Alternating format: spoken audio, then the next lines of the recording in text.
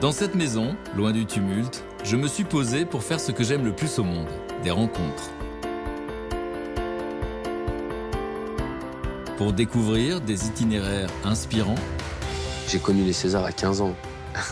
Et on me dit, mais tu te rends compte ou quoi que voilà, c'était nominé au César. Il y avait des stars là-bas, il y avait Will Smith, il y avait Jean Reno. À côté de ça, je deal encore aussi, parce que forcément, j'ai besoin d'argent aussi pour continuer dans ma carrière.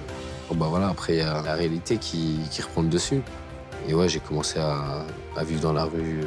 Je le souhaite à personne. Mais aussi pour mieux comprendre ces parcours de vie hors du commun, grâce à celles et ceux qui ont aidé mon invité à franchir les obstacles et grandir. De voir Haussmann tenir à la vie à tout prix et malgré tout éprouve une force absolument incroyable. C'est la rage de vivre, vraiment. Une occasion pour chacun d'entre nous de partager mille et une vies. Mais à cet instant précis, j'ignore encore tout des émotions que je vais vivre ce jour-là. Je rencontrerai bientôt Haussmann. Bonjour, c'est un plaisir de vous retrouver. Dans l'existence, on connaît tous des hauts et des bas. Mais le garçon qui va rentrer dans cette maison dans un instant est une leçon de vie à lui tout seul. À peine 30 ans, il a connu le meilleur comme le pire et il a su rebondir de manière bouleversante. Lorsqu'il a 13 ans, en 2003, il va décrocher un rôle par hasard, un premier rôle dans un film qui aura beaucoup de succès, L'Esquive. Ce jeune adolescent qui est orphelin voit comme un espoir, mais ses rêves de gloire s'effacent très vite et le retour à la réalité est très brutal puisqu'il connaîtra la rue. Aujourd'hui, il est debout et il est persuadé que le meilleur reste à venir. Cette rencontre, j'avais très envie de la partager avec vous. Holly came from Miami to LA. Hitchhiked away across the USA. Plucked her eyebrows on the way. Shaved her legs and then Bonjour Haussmann, ça va en fait? Vous me parlez comme si on se connaissait déjà, on s'est jamais rencontrés. Non, mais je sais qui vous êtes. Bon, moi aussi je sais qui vous êtes. Vous êtes le bienvenu. Je vais vous mettre à l'aise. Ouais. Mettez votre manteau. Qu'est-ce que je vous sers? Un café, un thé, un jus de fruits? Un petit café. Petit café. Ouais. Bon, comment vous vous sentez? Donc ça va, impeccable. Hein. On m'a dit que vous n'aviez pas bien dormi cette nuit. Ouais, j'ai pas dormi beaucoup. Pourquoi? Je sais pas, j'ai pas arrêté de me prendre la tête. Je réfléchissais en fait. À quoi? Bah, la journée d'aujourd'hui. Bon, vous n'avez rien à faire, vous n'avez qu'à être. Et je sais pas comment qualifier votre vie parce que je suis très très impressionné en fait. Parce qu'il paraît qu'on a la somme de nos expériences. Et donc le garçon qui est là, qui a moins de 30 ans, a vécu déjà 10 000 vies. Moi j'ai la sensation que votre film... voyez, je vais me faire un lapsus. Que votre vie pourrait être un film. Ça pourrait le faire. Et c'est quoi la morale? Et la morale de tout ça, c'est que... En fait, si vous voulez, on passe devant des personnes tous les jours et on sait pas ce qui se passe dans leur vie. Et nous, on pense que voilà, on est rempli de galères, on est rempli de misère, alors qu'en fait, pas du tout. Il y a pire. Donc la morale, c'est qu'il faut rien lâcher. Il faut essayer de s'en sortir. Bon, moi je suis content parce que je vous rencontre pour la première fois, là, on se rencontre pour la première fois. C'est Et donc je vous ai demandé avant qu'on se rencontre de m'envoyer des photos de votre existence, qui est une jeune existence mais très très très remplie. Et ce que vous avez fait, donc les photos sont disposées dans l'atelier. Moi ce que je vous propose c'est de parcourir la maison et on se retrouve dans le salon. Ça vous va? D'accord, ça marche. Ok, c'est par ici. À tout de suite. Ok. way from your sleep. You drag your tears today. We escape. We escape.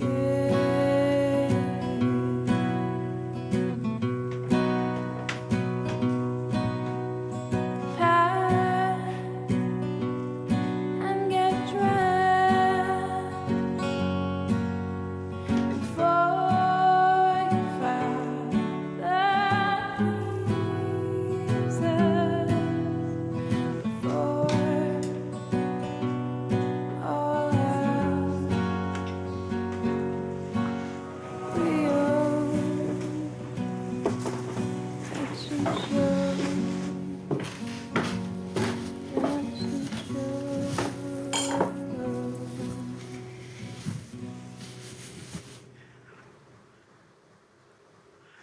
Alors on est reparti dans le passé là avec ces photos là.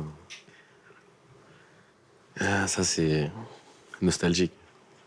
mais ça m'a ramené loin. Ce petit garçon là qui est sur la photo, Ouais, c'est moi. Ouais. c'était vous enfant.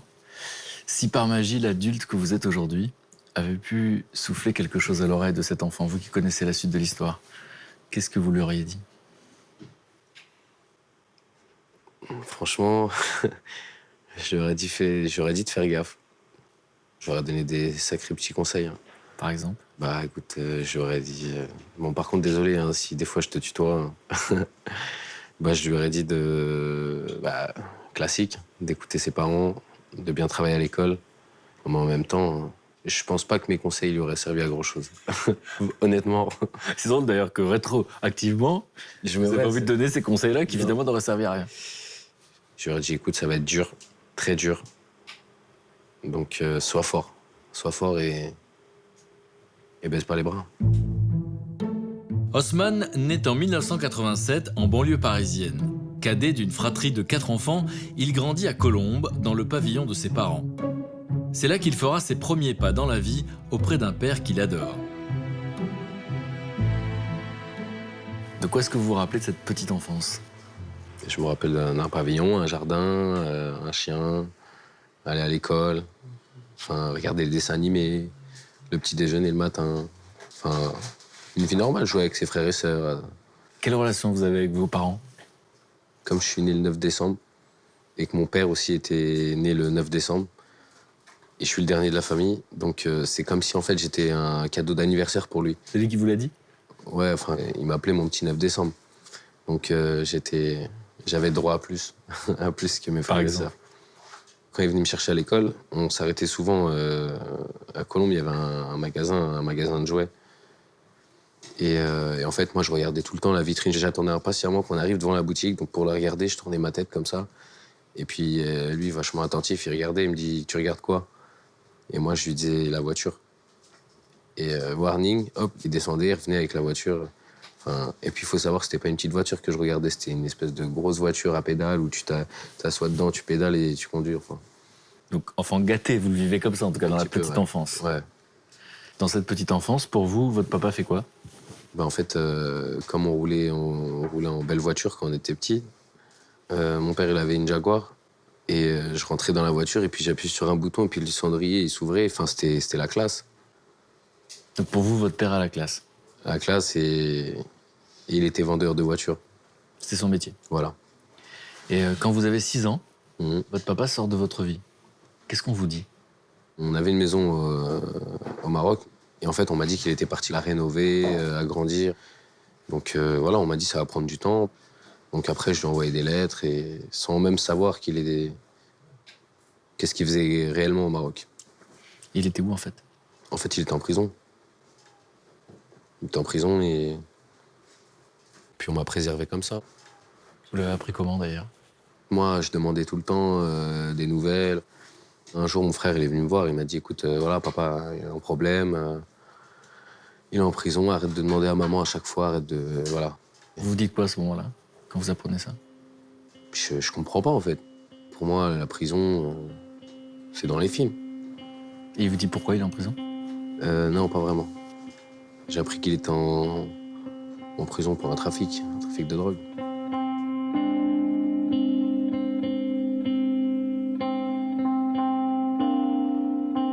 Et comment ça se passe après son absence? Parce que votre maman s'occupe de ses 4 enfants à ce moment-là.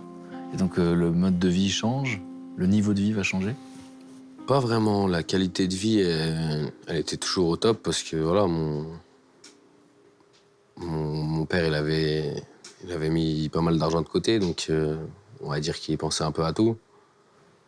Et des fois aussi, ma mère partait aussi au Maroc justement pour essayer de voir avec les avocats. Et en fait, elle s'est fait pas mal rouler là-bas. Enfin, elle a rencontré des gens qui lui disaient voilà, faut payer tant, faut payer mais des sommes phénoménales en fait. Et donc, il y a eu de la perte d'argent. Et donc après, petit à petit aussi, payer les factures, la rentrée des classes, les affaires scolaires. Enfin, franchement, ma mère, elle essayait de nous mettre au maximum, même si on avait peu. On était bien, moi, à la rentrée, j'ai toujours eu des belles baskets. Voilà, donc... Ça vous fait sourire? Ouais, parce que je me rappelle, parce que déjà, là, avec les photos que j'ai vues, ça m'a mis vraiment loin, ça m'a mis une claque. Avant, on s'en fichait un peu d'être bien habillé. Et ce qui nous importait, c'était d'avoir juste une paire de baskets, quoi. Votre maman fait comme elle peut pour essayer de ne pas traumatiser les enfants, mais à un moment donné, elle est obligée de faire appel à l'aide sociale le mercredi. Ma mère, elle était malade. Elle avait des migraines. Et ouais, donc avec le quotient familial, enfin les trucs, donc elle allait récupérer, on allait, puisque je l'accompagnais souvent, récupérer à manger dans des centres ou quoi. Bah, moi, je sors avec ma mère, je pousse le caddie, je suis content. Son père absent, Osman reporte tout son amour sur une mère courageuse qui trouve chaque jour des solutions afin de compenser le manque d'argent.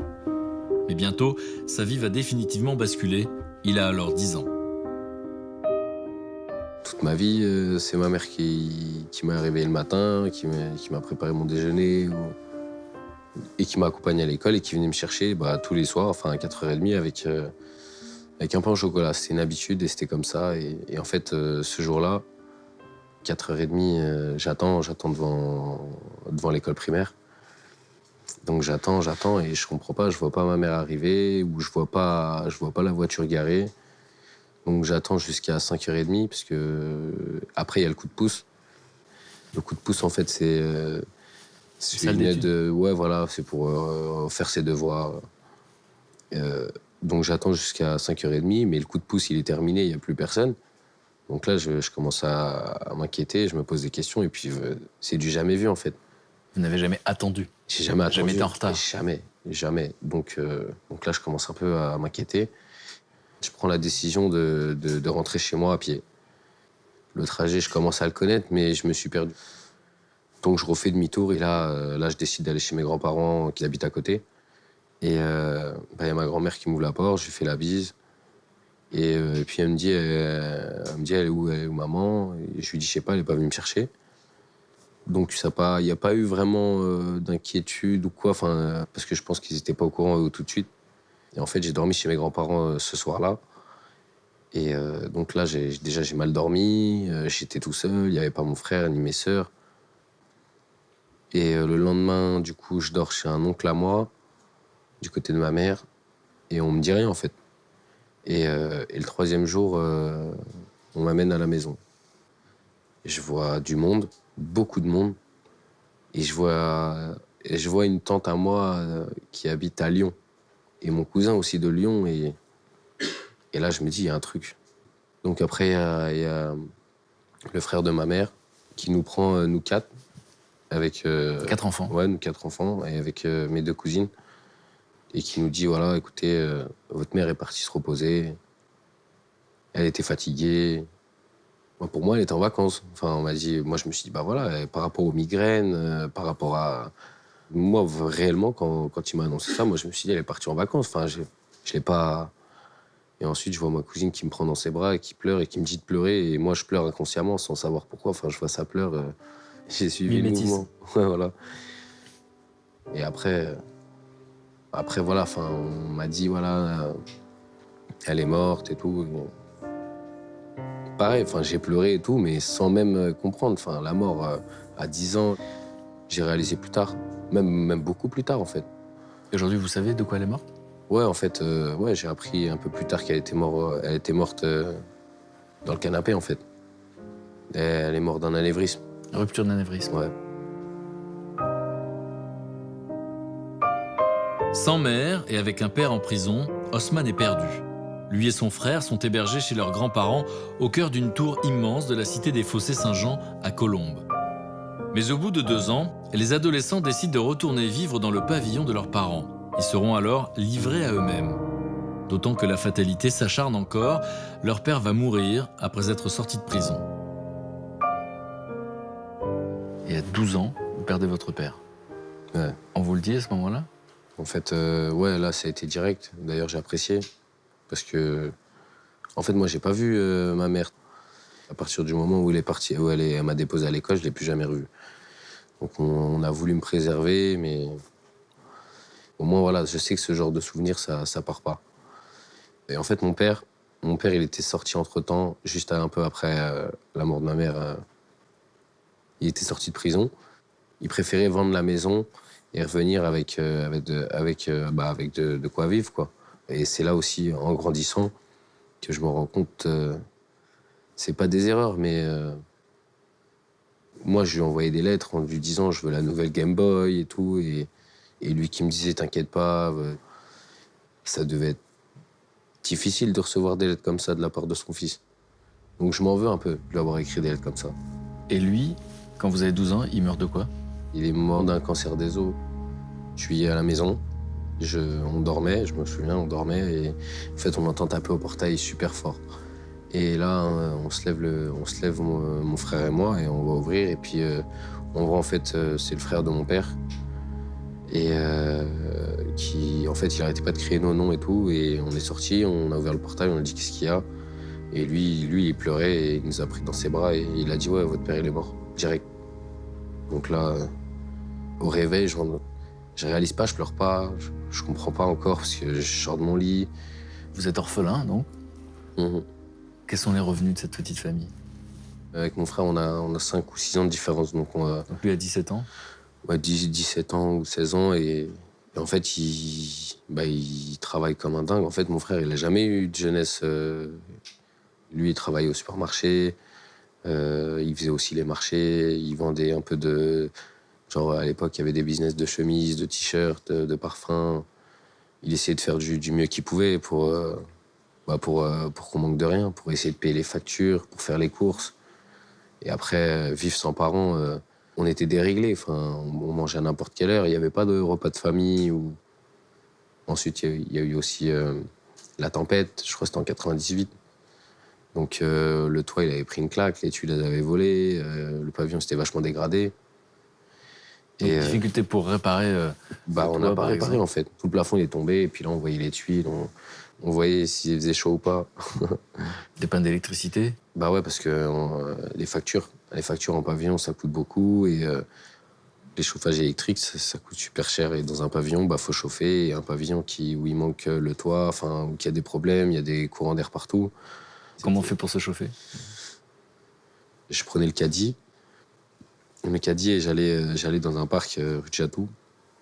Donc j'escaladais ça la nuit, et je remplissais toutes les bouteilles d'eau que je trouvais. Je remplissais, je rentrais chez moi. Donc pas d'électricité, donc bougies, briquets. Et je faisais chauffer toutes les bouteilles d'eau que je pouvais. Et je les mettais dans le lit avant de dormir. Vous inventez la bouillotte. C'est la bouillotte du système T. Livré à lui-même, Osman traîne avec les mauvaises personnes. Son frère travaille toute la journée et n'est pas là pour le protéger. Mais en 2002, le destin va enfin lui faire un signe. Il a 13 ans lorsqu'une directrice de casting le repère dans la rue.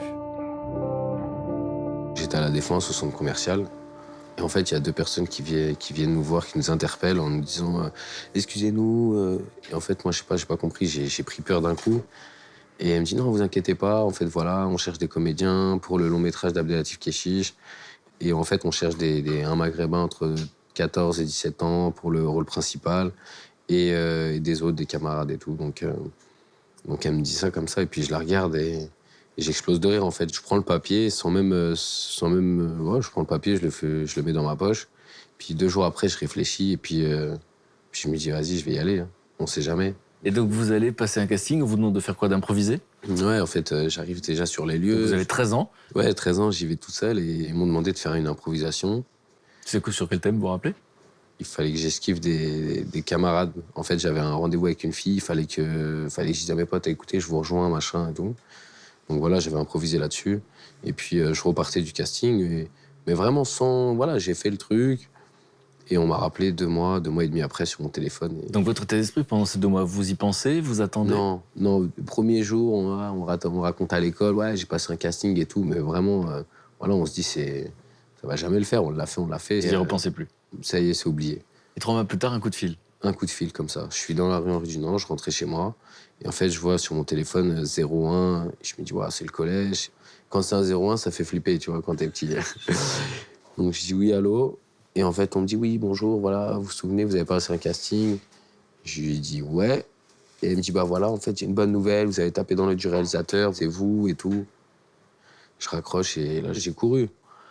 Et je suis rentré dans la salle de bain et genre, j'étais excité. Je dis ouais, genre, je courais chez moi et tout.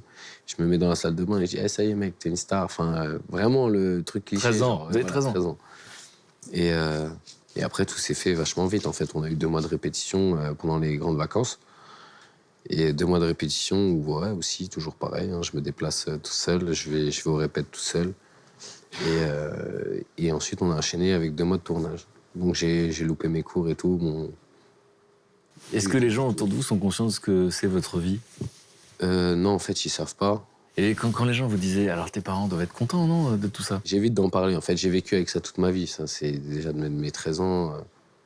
Ouais, alors, mais tu te rends compte de la chance que t'as? Ouais, tes parents, et alors, ta mère, elle dit quoi? Des fois, ça m'est arrivé de mentir. Ouais, bah écoute, elle est contente, mais tu sais, des fois, c'est pas fait exprès, mais ça fait mal, en fait. Donc, des fois, je coupe court. Je dis, ouais, ma mère, elle est morte. Après, je sais qu'il faut dire décédé ou quoi, mais non. Décédé, j'ai trop l'impression que c'est un mot qui est fait pour maquiller la réalité, en fait. Décédé, ça passe mieux. Donc moi, j'arrivais, je dis non. Ah ouais, et ton père? Ouais, bah, c'est pareil. Ah, je suis désolé. Ouais, moi aussi. Pudique et digne, Haussmann n'est pas du genre à s'étendre sur ses problèmes. Le film est tourné, il ne sortira que 2 ans plus tard. Pour le moment, le jeune garçon doit gérer le quotidien. Haussmann veut alors aider son frère, mais il est mineur et n'a pas le droit de travailler. Et qu'est-ce que vous faites pendant ces 2 années? Moi, déjà avant le film, j'étais à l'école. Donc je faisais ma rentrée des classes. Donc il fallait que je m'habille. Donc il fallait que parfois je mange. Que je sois un peu comme tout le monde, quoi. Que j'aille chez le coiffeur. Donc ouais, ça m'est arrivé de passer par des petites périodes négatives. Enfin, j'ai dealé un peu, j'ai vendu un peu. Enfin, dealé et vendu. Vendu quoi? Du shit. Enfin, Parce que vous avez dit, parfois, il faut que je mange. J'avais pas le choix, j'ai 13 ans, j'ai pas de parents. Après, c'est pas genre je me plains, c'est que moi aussi, j'ai une réalité autour de moi. Bah, je voyais mon frère qui assumait ses frères et sœurs et un pavillon et des charges. Et lui, c'était vraiment le travail. Travail maison, et essayer de voir essayer de faire en sorte que je tourne pas, que je prenne pas un mauvais virage, quoi. Donc, fallait faire gaffe aussi à mon frère. Et donc le film va sortir et vous le découvrez quasiment au moment de la sortie, on vous prévient pas? Bah ouais, en fait, et les gens ils disent, bah alors, il sort quand le film? T'es un mytho ou quoi? T'es sûr? On prend pour un mythomane. Ah ouais, j'étais mal. Et en fait, un jour comme ça, je suis avec mon meilleur ami et en fait, mon téléphone, il arrête pas de sonner, il sonne. Et puis là, je décroche. Il me dit, hey, frérot, t'es partout là. Et là, t'es affiché sur. Ouais. C'est-à-dire qu'eux, ils ont vu cette affiche. Voilà. Vous êtes en très gros plan. Ouais. Et donc, je crois que je l'ai vu le lendemain. Le lendemain, je suis allé sur les champs ou quoi. Je regardais ma tête comme ça. Et j'étais grave content. Ça faisait. C'est pas donné à tout le monde, hein. C'est un kiff. Et donc, dans cette période-là, il y a ce qu'on appelle la promotion. Donc, dans la même journée, vous allez faire des émissions à la télévision, sur des plateaux télé, et le soir, vous rentrez à la maison. Bah ouais, parce que je me lève le matin, je n'ai pas forcément d'électricité ce jour-là, ou peut-être que j'en ai, mais en tout cas, c'est pas le top. Et il y a un taxi qui vient me chercher devant chez moi. Un taxi de la production télé. Voilà. Avec l'esquive, enfin, j'ai eu la chance de faire Ruquier. Ruquier et Ardisson, c'était les 2 gros plateaux télé. J'étais là entre la Dilette, les émissions de télé, l'école. C'était grave chelou. C'était grave chelou. Donc vous avez 15 ans.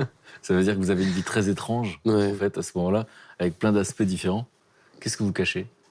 Mes problèmes, parce que j'ai pas envie de passer pour le rebeu qui a perdu ses parents, qui habite en banlieue, qui a fait ci, qui a fait ça. J'ai toujours eu plusieurs vies, moi, même sans être acteur ou sans tourner. Bah, moi, j'étais acteur déjà de ma propre vie. Il fallait que je fasse semblant tout le temps que tout allait. Il fallait que je fasse attention de ne pas trop alerter les services sociaux, de paraître toujours présentable, au cas où je me fasse placer en foyer ou quoi, ou que je sois privé de mon frère. Il fallait que je fasse semblant que tout va bien à l'école, ou même avec les collègues ou les copains. Je faisais comme si de rien n'était. Et après, les gens, ils oubliaient, en fait.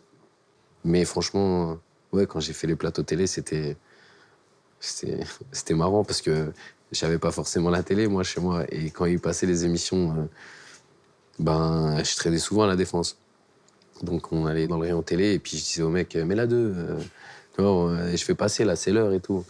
Et genre, on mettait toutes les chaînes du rayon télé. Et Donc là, sur tous les écrans. Vraiment, j'étais là et nous, on était là. Et on avait pris des paquets de chips à Auchan et on les mangeait devant les télés. Ouais. Qu'est-ce que tu fais là? Faut que tu te prépares là, on va y aller. Hein. On va y aller où? On va voir ton père. Je crois pas que je vais venir aujourd'hui. Pourquoi? Qu'est-ce qu'il y a? Ouais, je vais sortir, j'irai la semaine prochaine. Tu vas faire quoi? Je sais pas, je vais rester avec les copains. Tes copains, copines? Non, copains. Ouais. Comme ça vous laissera un peu d'intimité aujourd'hui. Oh, super. Intimité au parloir. Bon, bah écoute, je t'ai fait à manger, puis tu réchaufferas quand tu rentres. T'as fait quoi? J'ai fait des pâtes. Encore? Ouais, encore. Oui, c'est pas grave. Si, mère. Allez, ciao. Hé. Quoi? Tu fais pas de bêtises, hein? Non. Et tu dis à papa que je lui passe le bonjour et je passe la semaine prochaine. D'accord. C'est bon? Maman? Tu as de quoi faire avant d'y aller? Oui, c'est bon. Vas-y, à tout à l'heure. À tout à l'heure. À quoi vous pensez quand vous voyez ça? Non, c'était relou parce qu'il faut savoir que moi, je suis pas comme ça. Enfin, même là, j'avais 13 ans, j'étais vraiment pas comme ça. Et Là, vous jouez un personnage. j'avais envie de me mettre des claques à moi-même. C'est-à-dire? Réveille-toi. Et je me trouvais mou. Ça m'a fait bizarre, en fait. Je m'aimais pas trop, moi. Vous aimez pas le personnage que vous voyez, Ouais. sauf que vous êtes en train de jouer la comédie. Voilà. C'est pas vous. Ouais. Et donc, dans cette même période que vous êtes en train de décrire, vous êtes nommé au César, meilleur espoir Masculin. masculin. Franchement, Donc, le c'est soir, Gaspard Ulliel qui aura le César ce soir-là. Vous vous rappelez de cette soirée? Je me rappelle de cette journée qui était incroyable. Parce que voilà, pareil, je me lève le matin, il y a une voiture qui est venue me chercher, on m'amène sur Paris, dans le 8e. Donc on va chez l'attaché de presse. Moi, je me rends pas compte, en fait, César. Moi, honnêtement, j'ai connu les Césars à 15 ans. Non, c'était kiffant, voilà. Après, on est parti chez le coiffeur, dans un grand salon de coiffeur en bas des champs. Ensuite, on est parti pour essayer une tenue. Et le soir, c'était... Il y avait des stars là-bas, il y avait Will Smith, il y avait Jean Reno. J'étais choqué, parce qu'en fait, l'arrivée de Will Smith, elle s'est pas faite comme ça. En fait, il y a eu d'abord des bandes annonces de tous ses films, ses meilleurs moments et tout.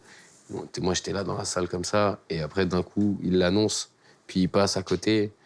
Et en vrai, moi, je suis là. Vous avez parlé à Will Smith? Non, c'était un rêve. Ouais, je lui ai parlé. Je lui ai parlé sans lui parler, parce que je parle pas trop anglais, je comprenais rien. Mais je me rappelle, il est venu me parler, il m'a sollicité, il m'a dit « T'es un gars bien, tu vas y arriver ». Mais j'étais choqué, franchement. Choqué de manière positive? Ouais, positive, parce que 15 ans, Will Smith, ça fait fou. Et le soir, vous rentrez en taxi et on vous ramène à votre vie. Et bah, il y a la réalité qui reprend le dessus. Donc la voiture vient me récupérer, et puis donc on décolle des Champs-Élysées, Porte-Maillot, Neuilly encore ça va. Ensuite, après, il y a Courbevoie, la Garenne Colombe. Et en fait, petit à petit, on voit que ça se dégrade, en fait. Il y a de moins en moins de lumière. J'arrive chez moi et pareil, je rentre. Il est un peu tard. Je suis pas forcément attendu, j'ai prévenu. Et il n'y a pas d'électricité comme d'hab. Donc je rentre, briquet, je vais dans ma chambre, j'enlève les affaires. Et je dors. Tout ça dans une même journée, une vie entière dans une journée. Ça, ouais, c'est... Et le pire, c'est que j'ai réussi à faire en sorte que personne ne s'en aperçoive. Les allers-retours permanents entre les plateaux de télévision et ces conditions de vie de plus en plus difficiles deviennent impossibles à gérer pour Haussmann. Secrètement, le jeune garçon aspire à une autre vie de comédien. Mais comment y croire lorsqu'il se réveille chaque matin frigorifié et affamé? Moi, je voulais aider mon frère. Je voulais vraiment le soulager. Je voulais, ça y est, j'en ai marre qu'il travaille, qu'il se tue. Il est jeune aussi. Je voulais rénover le pavillon. Moi, mes rêves de gosse, c'était d'en finir avec les tuiles cassées. Enfin, donc après, c'est vrai que quand j'ai rencontré des gens tout au long de ma jeunesse qui m'ont dit, écoute, t'es un acteur, mec, tu vas y aller, tu vas y arriver, tu te déchires à l'écran, c'est trop. Et moi, forcément, je suis petit, ça veut dire j'y crois. Et puis en même temps, c'est pas du bluff, je suis à l'affiche, il a été nominé. Donc je me dis, ouais, ils ont raison, je suis dans le milieu, j'ai un agent. À côté de ça. Agent d'acteur. Ouais, voilà. À côté de ça, je deal encore aussi, parce que forcément, j'ai besoin d'argent aussi pour continuer dans ma carrière. Et je me souviens même une fois où j'étais en train de dealer, et en fait, il y a le patron qui est venu me voir et il m'a embrouillé, en fait. Il me dit, hey, je comprends pas, c'est quoi ta vie? Puis il me dit, non, mais attends, là, t'es là, et en fait, là, t'es là et t'es au cinéma, là. Tu t'as pas compris le truc, là. Il vous voit sur l'affiche. En gros, il me dit, hey, frérot, barre-toi d'ici, tu vois. Enfin, termine tes trucs, mais va sur Paris, toi, faut que tu perces, tu vois. Reste pas là, y a rien pour toi ici. C'est-à-dire que même le dealer veut que vous en sortiez. Moi, en fait, je rigolais. Mais je rigolais jaune, en fait, parce qu'il était loin de savoir ce que je vivais. En plus des cours de théâtre, Haussmann enchaîne les petits boulots de livreur. Mais il ne pense qu'à une seule chose, son anniversaire. En effet, il a 17 ans et dans quelques mois, il sera majeur. Il pourra enfin recevoir le salaire promis pour ce film qui fut un succès. Vous savez combien vous allez gagner ou vous le découvrez? En fait, c'était écrit sur le contrat, entre 15 et 10 000 euros. Ça, c'est ce que vous pensez que vous allez gagner? Voilà, vu qu'il y avait eu 600 000 entrées, donc forcément, au niveau des entrées, voilà, ça augmente. Vu que j'ai fait le film à 13 ans, moi, je les ai attendus, mes 18 ans. Avec mon rêve d'en finir, avec les problèmes, les factures et le toit. Ça veut dire, je me suis dit, voilà, à 18 ans, je vais aller en vacances, je vais donner un billet à mon frère et ça va le soulager, quoi. Et donc, je me souviens, jour de mon anniversaire, j'avais pas dormi de la nuit. J'ai appelé un pote, je lui ai dit, écoute, viens, on va passer une bonne journée aujourd'hui. On va jusqu'à la caisse des dépôts et consignations, et puis j'arrive tout fier de moi. Je tape mon nom, tac, tac, OK. Donc, elle me regarde, et puis elle me dit 2600 euros. Et je lui dis, non, mais en fait, je crois que vous êtes trompée, là, madame, et tout. Elle me dit, non, moi, c'est tout ce que j'ai, on m'a versé que ça. Je lui dis, mais j'ai fait l'esquive et tout. Elle me dit, non, moi, j'ai que ça, donc je vous donne la moitié en espèces et la moitié en chèque. Et là, en fait, je les prends, mais il faut savoir aussi que moi, avec toutes ces années où je faisais l'acteur sur Paris, que j'allais au cours Florent, etc., et je passais des castings, bah, je me mangeais des amendes, moi. Enfin, je me prenais des amendes dans le métro, donc ça augmentait. Avec la majoration. Et forcément, j'avais des problèmes au niveau de mon compte. Donc déjà, le chèque, quand je l'ai posé, il a sauté. Alors que c'était quoi l'explication? En fait, l'explication, c'est que bah déjà, au niveau de la caisse des dépôts et consignations, j'ai pas eu d'explication, si ce n'est qu'elle avait reçu que cette somme-là et que s'il y avait une démarche à faire, fallait voir avec la production. Donc j'ai essayé d'y retourner, mais apparemment ils avaient fermé. Et en fait, j'ai appris quelques années plus tard qu'il y a eu un souci avec la production et qu'il y a eu un jugement qui avait été fait. Et en vrai, tout le monde a eu gain de cause. Et en fait, j'ai voulu essayer de récupérer, mais il y avait prescription. Donc j'ai pris une grosse claque et j'étais un peu dégoûté quand même. Enfin, Vous vous dites quoi à ce moment-là dans votre tête? bah en fait, c'est une grosse déception parce que les gens, quand j'ai fait le film, ils voyaient à la télé, enfin, ils pensaient que j'avais vraiment de l'argent. Puis je leur disais, non, c'est bloqué jusqu'à mes 18 ans. À 18 ans, tout le monde m'attendait, même mon frère aussi. Enfin, donc j'ai inventé un gros mytho pas possible. Non, les amendes, ils m'ont tout pris, j'ai rien touché. C'est-à-dire que vous avez passé votre temps à vivre des situations que vous avez minimisées au regard des autres. Voilà. À ce moment-là, Haussmann travaille momentanément comme éboueur. Il est hébergé dans la famille de son meilleur ami, qu'il considère comme son frère. Il trouve là un peu de réconfort, mais sa bonne étoile semble être passée et un nouveau drame survient. J'ai perdu, c'était mon meilleur ami en fait. C'était vraiment quelqu'un que j'aimais beaucoup. Et ouais, en fait, je l'ai perdu tragiquement dans un accident de voiture au Maroc. Il est parti en vacances et en fait, il n'est plus jamais revenu. Je quitte le travail et je devais aller poser mon chèque à la banque. Donc lui, il était en vacances et tout. Et en fait, je suis dans le bus et je reçois un appel parce que personne voulait appeler sa mère, ni même sa sœur, ni quoi que ce soit. Donc forcément, quand on voyait mon pote, on me voyait moi. Donc on m'appelle, on me dit voilà, écoute. Pour les gens, vous étiez comme des jumeaux. Voilà, exactement. Et donc on m'appelle, on me dit ouais, il est dans le coma. Et moi, je me dis bon, bah ça va le faire. Enfin, c'est rien. Enfin, on est au Maroc, peut-être que voilà. Enfin, 2-3 jours après, il y a un ami à moi qui m'appelle. Il est mort. Et là, je savais même pas quoi faire en vrai. Tout m'est passé en fait. Et du coup, vous faites le choix de quitter. Et on verra, Ouais. on va en parler tout à l'heure parce que vous allez me présenter sa sœur. De quitter cette famille. Et c'est là que vous allez connaître la rue. À la vente de la maison, je me suis retrouvé à vivre chez Najib. Et je faisais partie de la famille, en fait, même au niveau de sa mère, ses sœurs, son beau-frère, ses nièces. Voilà, ses nièces, elles m'appelaient tonton Haussmann. Je pouvais pas me permettre de rester dans l'appartement parce que j'avais peur de sa mère. Quand elle me voit, elle voit son fils. Ça veut dire que je vais lui faire mal encore 2 fois plus. Vous avez l'impression que votre présence va lui rappeler la perte de son enfant. Ah ouais. J'ai préféré m'écarter et prendre des distances. Et ouais, j'ai commencé à vivre dans la rue. Je le souhaite à personne. Vraiment, parce que moi, j'ai fait plus de 3 ans au mois d'or et il faut savoir que j'ai vécu tout ça avec une notoriété d'acteur, d'acteur de nomination au César. Et en fait, je partais du principe où vaut mieux que je demande rien à personne. Je trouve un petit local, poussette, que personne n'en avait la connaissance dans un bâtiment. Puis Un local dans un bâtiment où on met les poussettes. Voilà. Et là, vous dormez là. Et là, j'ai commencé à dormir là pendant assez longtemps. Donc, pour me préserver du regard des autres, j'ai fui ma ville, en fait. J'ai eu une période où je suis allé à Bordeaux, où je suis allé à Marseille. Et ensuite, après, je me suis, on va dire, stabilisé sur Nanterre. J'avais un camion et je l'avais aménagé comme je pouvais. Et puis, je vivais dedans. Et en même temps, par rapport à mon frère, je voulais même pas lui dire, moi, tout ça. Donc j'essayais d'en parler à personne et de faire le mec comme si tout allait et essayer de me battre pour continuer. Le fait que vous cachiez en permanence, que vous ne demandiez pas d'aide, Mm. c'est quoi? C'est pour pas qu'on ait pitié? C'est à moi de faire les choses, c'est pas aux gens de faire pour moi. Donc à ce moment-là, vous n'attendez rien de personne. Ouais, j'attends déçu aussi parce que moi, ça m'est déjà arrivé, on se retrouve jusqu'à 4 h du matin dehors et à la fin, tout le monde dit « Bon, vas-y les gars, je rentre » et ça commence à serrer les mains et tout. Et au bout d'un moment, moi, je fais semblant, je suis le seul à rester, mais en vrai, je suis tout seul. Et là, je me regarde, je dis ah ouais, en vrai, il y a rien. Il y a pas un mec qui m'a dit tu dors où, c'est comment, qu'est-ce que tu vas faire. Et en fait, il y a des gens, ils savaient, mais ils faisaient semblant de pas savoir.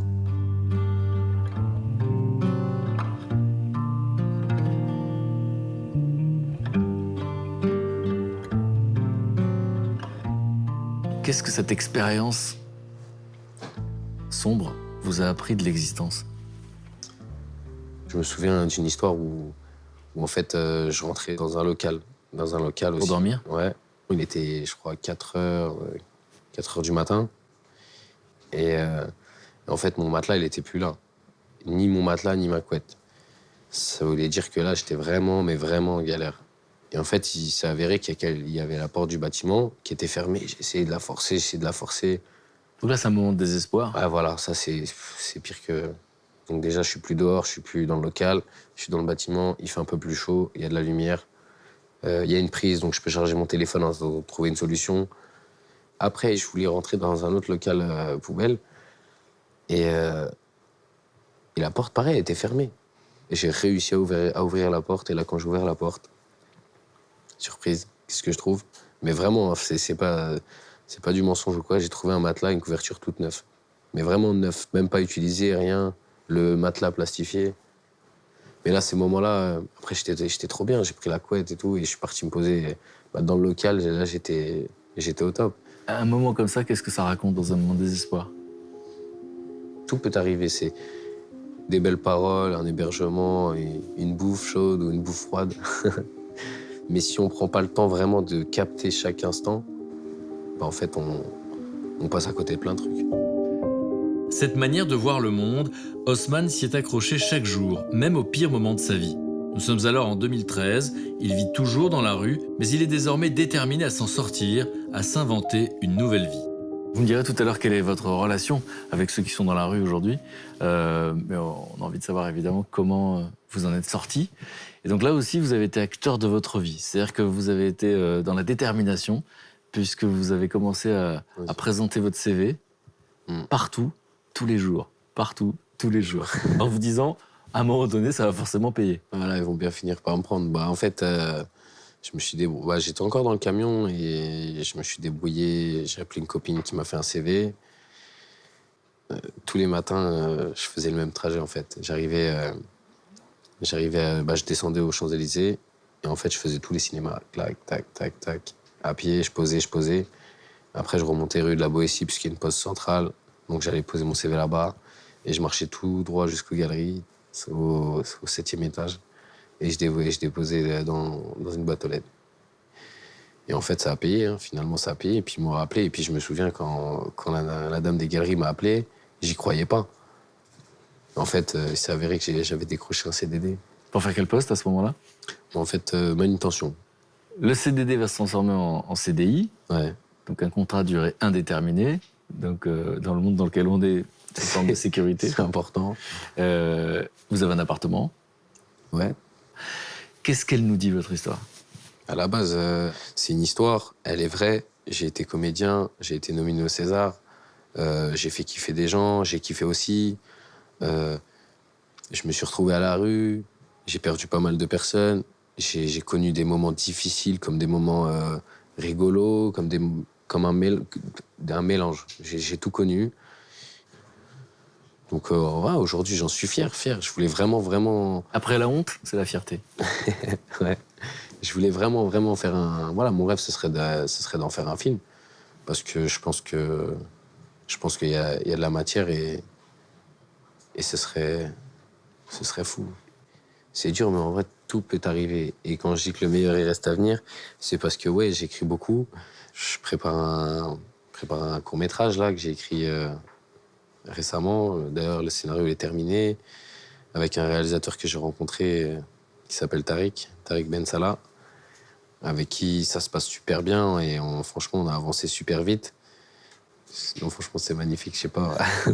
Après tout ce que vous m'avez raconté, vous dites c'est magnifique, ça fait plaisir. C'est magnifique. Franchement, c'est magnifique, je suis grave content. Bon, je vais recevoir quelqu'un de très proche de vous, puisque c'est la sœur de votre ami, celui que vous avez perdu, mais qui vous connaît bien, qui a connu tout ça, qui vient de dire le regard qu'elle porte sur votre histoire.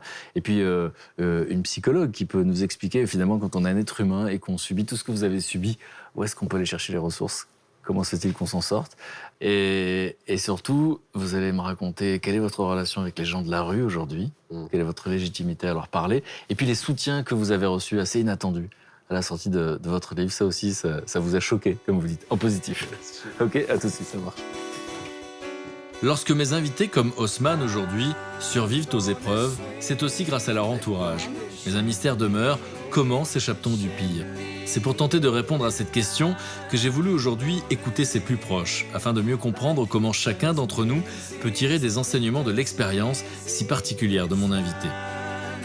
Je crois que c'est bouleversant de voir Haussmann tenir à la vie à tout prix et malgré tout le monde, ce qui prouve une force absolument incroyable. Ce qu'elle nous dit, l'histoire d'Haussmann, c'est que tout peut basculer du jour au lendemain. Donc à nous de maintenir un équilibre pour pouvoir vivre une vie sereine. Alors merci à toutes les deux d'être là. Vous me direz pourquoi cette personne est importante pour vous, parce qu'elle connaît bien votre histoire. Et je crois qu'en fait, voilà, il fait partie de la famille, il a vécu même à la maison. Et quand il a décidé de raconter son histoire, vous avez découvert beaucoup de choses. Parce que c'est quelqu'un de très, très, très pudique et qui, dans le paradoxe de sa vie, a vécu beaucoup, beaucoup d'épreuves et a beaucoup caché les choses. Une forme de dignité, de pudeur, mais en tout cas, vous l'avez appris. Et puis, Valérie, vous êtes psychologue et c'est la première fois que vous rencontrez Haussmann. Oui, bien sûr. Et vous avez acheté son livre et vous l'avez lu. Eh oui. Et donc, Avec plaisir. c'est important que vous nous disiez votre regard parce que voilà, il a eu une existence qui est la sienne. Il est passé de la honte à la fierté. C'est-à-dire, au fond, il a caché toute sa vie ce qu'il subissait. Et aujourd'hui, il a décidé de le raconter. Et finalement, à la fin, il y a une morale. C'est son mot à lui. Il y a une morale de l'histoire. Il n'arrête pas de dire le meilleur reste à venir. Il y a beaucoup d'enseignements qu'on peut tous tirer finalement d'une expérience si particulière. Vous nous direz lesquels de votre point de vue. Alors, un petit mot sur Iman, pour me dire pourquoi elle est importante. Iman, c'est la sœur que j'aurais toujours voulu avoir. Et j'ai vécu à la maison pendant de nombreuses années. Et j'étais le petit frère. J'étais petit frère et puis je me souviens, elle ramenait des gâteaux. Elle nous ramenait des gâteaux parce qu'elle travaillait dans une boulangerie. Elle me demandait tout le temps qu'est-ce que je préférais. Et c'est des gâteaux qu'on n'avait pas l'habitude de manger en banlieue. La douceur, donc. Voilà. Non, franchement, Iman, elle est au top. Iman, elle est au top, je vais retenir ça. Pour qu'on comprenne bien l'épisode de votre vie, c'est que vous avez perdu votre frère, qui était son meilleur ami, qui était presque comme un jumeau. Et lui a cet instinct très particulier, c'est de quitter la maison après sa disparition, parce qu'il a la sensation qu'à chaque fois qu'on le voit, ça va rappeler à la famille cet être disparu. Est-ce que vous comprenez cette décision au moment où il décide de partir? Je la comprends. Je me pose la question de ce qu'il va devenir. Donc il y a de l'inquiétude. Il y a de l'inquiétude. Il y a de l'inquiétude et en même temps, je la comprends, sa décision. Je la comprends parce que il y avait cette chambre, il y avait ces 2 lits et se lever tous les matins et voir ma mère et avoir ce lit vide à côté de lui, près de lui, ça aurait pu être douloureux pour lui. Et justement, vous vous inquiétez pour lui, que va-t-il devenir? Et il a choisi de le raconter aujourd'hui, parce que c'est un récit de vie. Donc dans son histoire si singulière, il y a beaucoup d'enseignements sur notre humanité. Et qu'est-ce que vous savez de sa vie? Parce qu'effectivement, il va vivre dans la rue, dans des situations très très compliquées, très difficiles, qu'il passe son temps à cacher. C'est le meilleur comédien du monde, 18 Oscars, on peut lui donner. Pas seulement des Césars, mais parce qu'il passe son temps à masquer. Et à masquer ce qu'il vit au quotidien. Il s'en va, il quitte le domicile, on ne sait pas où il vit. On ne sait pas où il vit et on se pose la question, est-ce qu'il va bien? Ma mère, je sais qu'à plusieurs reprises, je l'ai au téléphone et t'as des nouvelles d'Haussmann? Qu'est-ce qu'il fait? Qu'est-ce qu'il devient? Il a trouvé un travail? Est-ce qu'il a un toit sous lequel... Je dis, maman, je sais pas, j'ai pas de nouvelles. Zéro nouvelle. Par-ci, par-là, des bruits, Qu'est-ce qu'il laisse entendre à l'époque? Qu'est-ce qu'il dit? je dois me reconstruire. Je dois me prendre en main et je dois aller de l'avant. Ça explique le fait qu'il donne pas de nouvelles. C'est ça. C'est à travers ce livre que j'ai découvert, hein, comme tous les lecteurs, la descente aux enfers qu'il a pu vivre. Votre réaction quand vous lisez le livre, c'est quoi? Je pleure. Je pleure. Je pleure, il y a des... Pardon.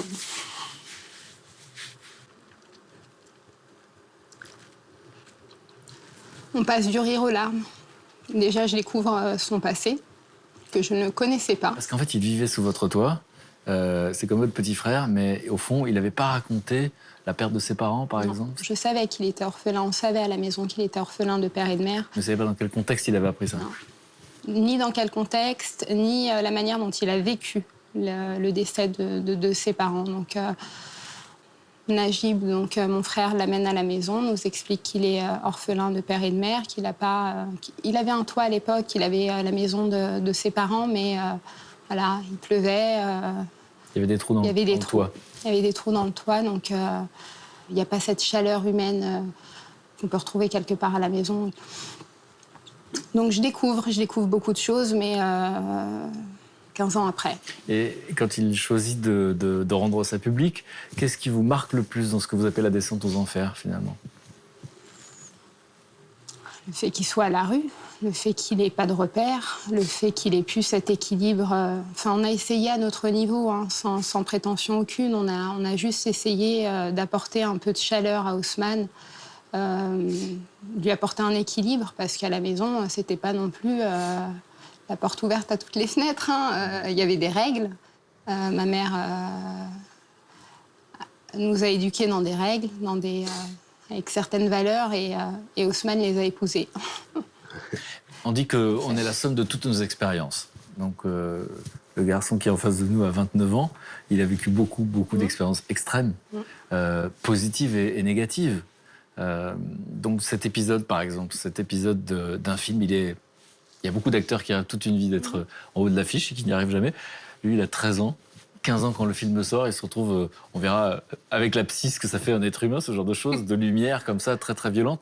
Qu'est-ce que vous retenez de cet épisode, par exemple, de se retrouver à la tête Il avait toutes les capacités, je pense qu'il a toutes les capacités pour être acteur, pour avoir vécu tout ce qu'il a vécu et le cacher aux uns et aux autres. Je pense qu'il en a vraiment les capacités. Il rentrait, moi, il y a un passage du livre qui m'a énormément touchée, c'est après la nomination, quand il prend le taxi et qu'il voit le décor défiler. Donc, On va les vers beaux la banlieue, quartiers, puis le décor change. puis le décor change et il pas la rentre formule. et il est seul. Hein. Il est Il y a seul, de moins en moins de lumière. il dit. c'est ça. Alors je me retourne vers Valérie. Valérie, vous avez lu cette histoire, donc ce récit d'existence. Vous avez l'habitude, c'est votre métier d'écouter les autres. Qu'est-ce qui vous marque dans ce récit? C'est la rage de vivre, vraiment. Hein. Donc c'est ce qui maintient la vie tout le long. La flamèche, aussi petite soit-elle, elle est toujours là. Et je crois que c'est ce qui a été bouleversant de la première page à la dernière, de voir Haussmann tenir à la vie à tout prix, et malgré tout le monde. Ce qui prouve une force absolument incroyable, comme beaucoup de résilients, entre guillemets. Haussmann en fait partie, d'avoir réussi à transformer tous ces chocs successifs, et Dieu sait qu'il y en a eu et qui n'ont pas été petits, de pouvoir les transformer au fur et à mesure en cordes, aussi minimes soient-elles, mais ça l'a maintenu. Et c'est ça qui reste tout le long du livre, poignant. La particularité de l'histoire d'Haussmann, c'est qu'il va vivre des coups du sort, des Oui. tragédies, une difficulté sociale terrible. Oui. Et comme il va évoluer dans un autre milieu, il va dissimuler. Qu'est-ce qui se passe dans une personnalité quand on joue, quand on a une double vie? C'est sa formule à lui. Vous vous rendez compte du ravin, le ravin entre le monde de tous les jours, où les besoins primaires, ce qui est de pouvoir se laver, pouvoir manger, sont atteints. Comment faire face à cet autre monde plutôt clinquant, plutôt brillant pour certains? Je me mets à la hauteur, donc en même temps, c'est ce qui l'a tenu. Ce qui est incroyable, c'est que d'avoir rencontré cette expérience-là, ça l'a obligé à tenir. Ça l'a obligé à se redresser. Et je pense qu'il en a tiré aussi beaucoup de Être à la force. hauteur de l'image qu'on Oui. se faisait de lui, Absolument. C'est comme si j'avais des comptes à rendre. c'est-à-dire Enfin, le fait d'avoir vécu chez Najib, c'est pas... c'est comme si je le remerciais, tu vois. Enfin, le fait qu'on vous ait aidé, ça vous oblige à vous en sortir? ouais, je peux pas. Je suis obligé de rebondir, d'essayer de faire en sorte d'y arriver et au moins de me dire que tout ce que j'ai vécu, ça m'aura pas servi à rien. Sauf que le fait de cacher ça, par pudeur et par dignité, du coup, ça vous empêche de demander à l'aide. Bah ouais, parce que c'est pas évident de se retrouver dans une situation comme la mienne et de sonner à la porte. Salut, je sais pas où dormir, je peux dormir chez toi. Ou tu me payes à manger, enfin, ou je sais pas, c'est pas. Non, moi aussi, je suis quelqu'un. Moi aussi, j'ai déjà eu les moyens. Ou voilà, je les ai pas aujourd'hui, mais j'oublie pas que je les ai déjà eus. Ta dignité, en fait. Puis l'orgueil. Un orgueil qui permet aussi de tenir, en fait. L'orgueil permet de tenir, c'est intéressant dans la bouche d'un psy, ça. Et oui, parce qu'en même temps, l'orgueil peut être très sain et être vécu de manière très saine. Donc ça permet finalement de se retrouver vertical. C'est comme si Haussmann, à chaque fois, recherchait à se redresser, parce que les coups du sort sont quand même nombreux. Donc à chaque fois, il faut qu'il se relève. Donc à chaque fois, cette force-là vient le rattraper et l'habiter. Donc, et heureusement qu'il a ça. C'est une force formidable.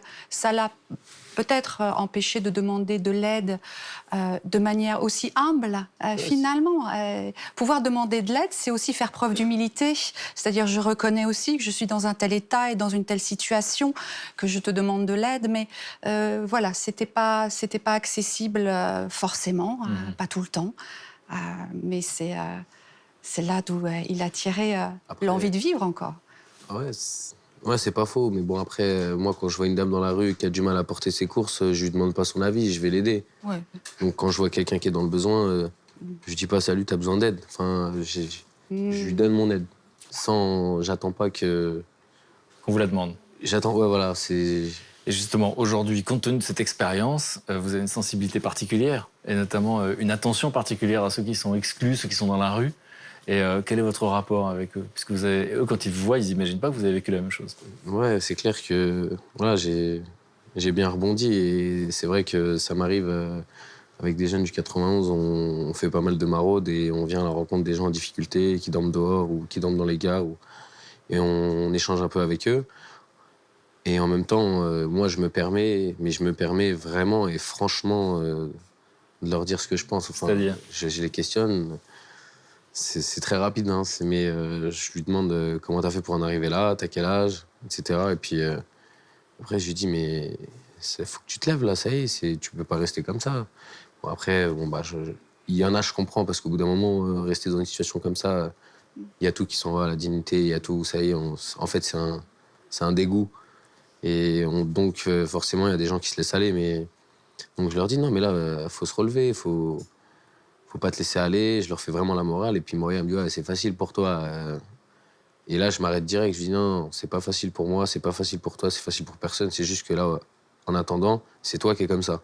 Et c'est ta vie à toi. Et si tu te prends pas au moins sérieusement, il y a personne qui va le faire à ta place. Et donc après, je commence à leur exposer un peu mon histoire et tout. Et puis ils repartent avec le sourire. J'essaie de leur donner un petit peu de force. Même si j'ai pas forcément fini, si j'ai pas les fonds, une belle parole, ça peut encourager. Il y a des choses qui vous ont aidé, vous. Ah ouais. Bah ouais, parce que moi, C'est quoi les vrai bonnes que paroles, les mots qui vous ont aidé alors que vous Moi, étiez dans la situation la plus compliquée? moi, des fois, j'étais là, j'en pouvais plus de ma vie. J'en avais marre et j'ai croisé certaines personnes qui m'ont dit, écoute, t'en fais pas. Enfin, autour d'un repas, on a discuté et écoute, on m'a dit, écoute, t'as quand même fait pas mal de choses dans ta vie, t'as perdu tes parents assez tôt, t'as eu un parcours assez difficile. Je crois pas qu'il y a beaucoup de personnes qui seraient là devant moi en train de manger à cette heure-ci. Je pense que soit ils seraient en prison, soit ils seraient drogués, soit ils seraient, fichus. Et en gros, le fait de ressasser le passé en me disant, voilà... Faire ressortir le positif de l'histoire. Voilà. Et il y en a, ils sont vraiment tout seuls. Moi, j'étais seul, certes, mais je savais que si vraiment je voulais, j'allais chez Iman, la porte elle était ouverte, ou j'allais chez la maman d'Iman, c'était pareil. Je sais que j'étais vraiment, vraiment seul, mais je savais qu'il y avait certaines personnes sur qui je pouvais compter.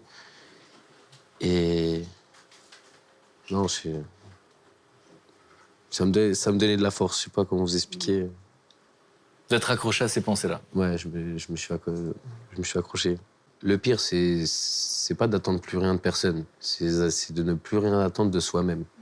Et quand t'es arrivé à ce stade-là, là, c'est dur de remonter la pente. Là, c'est même dur de faire la morale ou d'apporter une bonne parole. Et c'est dur, c'est triste, en fait. Après, je dis pas que je vais aider la terre entière, mais si on s'y met tous, on peut y arriver. Et alors récemment, quand votre livre est sorti, vous avez été surpris du soutien de certaines personnalités qui, sans vous le dire, ont fait la promotion de votre livre sur les réseaux sociaux. Vous pensez à quoi et à qui? Comme le rappeur Booba qui a publié mon livre sur les réseaux sociaux. Et jamais, honnêtement, j'aurais jamais pensé à lui. Vous ne le connaissiez pas? Ouais, j'étais surpris, très, très, très content, très touché. Et il y a eu Franck Dubosc aussi. Il y a eu Michel Drucker dans Vivement Dimanche qui a parlé de mon livre dans l'émission. En disant aux comédiens qu'il fallait le lire parce que c'était un métier ultra précaire. Exactement, il a recommandé à tous les comédiens d'acheter le livre et de lire mon histoire. Il y a Jean-Baptiste Monnier qui l'a publié aussi sur les réseaux sociaux. Alors vous l'aviez croisé au César, lui il était tout petit, il était encore plus petit que vous à l'époque. Il était dans les choristes et moi déjà que j'étais petit, lui il était encore plus petit que moi. Et on s'est jamais on s'est jamais réellement parlé, si ce n'est que bonjour à la soirée des Césars. Et en fait, voilà, j'apprends ça sur les réseaux. Je vois qu'il a affiché mon livre en disant histoire réelle, à lire absolument. Enfin, je m'attendais pas à ces personnes-là. Et franchement, j'étais grave touché. Ça m'a fait plaisir parce que mais c'est comme ça dans la vie. Des fois, ça vient, on ne sait pas d'où ça vient et ça vient pas d'où est-ce qu'on croit que ça va venir. Et puis alors, ce qu'il faut, c'est que aujourd'hui, vous avez des projets de fiction, parce que vous vous rendez compte que votre histoire est très très riche d'enseignements, et puis qu'il y a des scènes, et encore, je sais qu'on n'a pas tout raconté, que vous n'avez pas tout raconté dans le livre, et donc vous avez fait ce qu'on appelle aux États-Unis le crowdfunding, c'est-à-dire que vous avez fait un appel aux dons sur Internet, et là, vous avez été surpris. Alors d'abord, on va dire ce que c'est l'appel aux dons. Où est-ce qu'on peut vous trouver s'il y a des gens qui veulent vous aider? Sur Facebook, sur Internet. Et donc si on veut vous aider, on écrit votre nom, c'est ça? Sinon, il y a une page qui s'appelle Confession d'un acteur déchu. Et là, il y a toute l'actualité et je renvoie à chaque fois les images et les nouvelles. Ça s'appelle Coup de poker. Et c'est une de mes histoires. C'est un court-métrage qu'on devrait tourner normalement, si tout se passe bien, en janvier. Donc tous les gens de ce pays peuvent devenir votre producteur, en fait. Ouais. C'est ça le principe. Ouais, c'est vrai. Moi, j'y connaissais pas grand-chose, en fait, à vrai dire. C'est par rapport au réalisateur, Tariq Ben Salah, que j'ai rencontré il n'y a pas si longtemps que ça. Et franchement, ça va, ça marche comme sur des roulettes. Et d'ailleurs, je tiens à remercier tous les internautes pour leur participation. Et ça veut dire qu'il y a quand même des gens qui croient en moi, quoi. Donc j'espère que ça va le faire et que j'aurai l'occasion d'y arriver. En tout cas, je vais tout faire pour. On va y arriver. J'en doute pas une seconde. Quels sont les enseignements qu'on peut tous tirer, finalement, d'une existence si particulière? Ne jamais désespérer, finalement. Hein. Si on voulait tout réduire à un mot, à ne jamais désespérer, mais c'est pas... Il a une légitimité pour le dire, en tout cas. Oui.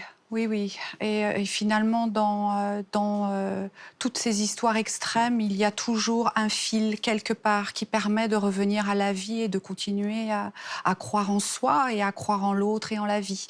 Donc finalement, et on possède, chacun le possède, ça. Et là, ce sont vraiment des histoires magnifiques à entendre. Ça permet de relativiser aussi les Iman, choses. en quoi votre ami est inspirant pour nous tous? Qu'est-ce que son histoire nous dit, finalement, de l'existence? Ce qu'elle nous dit, l'histoire d'Haussmann, c'est que tout peut basculer du jour au lendemain, qu'on peut passer clairement de la jet-set au bidonville. C'est clairement le terme. Donc à nous de nous construire et de faire en sorte de s'entourer et de maintenir un équilibre pour pouvoir vivre une vie sereine. Ça vous fait quoi d'entendre tout ça, puisqu'on parle de vous devant vous? Ça m'a fait bizarre d'entendre Iman parler, parce qu'on n'en a jamais réellement parlé, en vrai. Du début, voilà, le livre, c'est vrai que moi, je suis parti du jour au lendemain, comme ça, et j'ai pas... Étant donné que j'étais dans mauvaise posture, j'avais honte de moi, j'étais pas content, et il y avait plein de trucs qui rentraient en compte, et je voulais pas refaire surface. Je voulais pas répondre à toutes ces questions. Alors, tu travailles maintenant, t'es où? Alors que j'avais rien, donc ouais, là, ça m'a fait bizarre au départ. Et là, quand je repense à tout ça, ou quand je relis des fois des passages de mon livre, parce que ça m'arrive de les relire, je me dis quand même, t'as fait fort, mon pote. Moi, je vais finir là-dessus. T'as fait fort, mon pote. Vous m'avez présenté quelqu'un d'important pour vous. Je voudrais à mon tour vous présenter des gens qui sont importants pour moi et qui, un peu comme vous, n'acceptent pas la fatalité. Vous avez parlé de l'école, vous vous êtes demandé à un moment donné, puisque évidemment, l'histoire de ce film a fait que vous avez arrêté l'école assez jeune. Elle vous a dit, est-ce qu'il aurait fallu que je continue? Il y a beaucoup de détresse scolaire dans ce pays. Et donc, je sais qu'il y a des problèmes, mais il y a aussi des solutions. Et moi, j'ai des amis que j'appelle des amis dénicheurs. Ils sont obsédés par les solutions et ils trouvent des solutions qui marchent. Et voici Brigitte, Luc et Mathieu. Salut les camarades, je vais vous installer. Ça va? Installez-vous et je vous présente tout de suite mes camarades. Alors, Brigitte, l'école, c'était pas son truc non plus, on peut dire ça à l'époque? Oui, vous allez tout savoir sur moi. Brigitte est dans ma vie depuis 16 ans et demi, elle présente toujours des gens dont elle me dit, tu vas voir, tu vas l'adorer. Elle se trompe rarement. Et ben voilà, je suis la preuve vivante que l'école, ça ne sert à rien.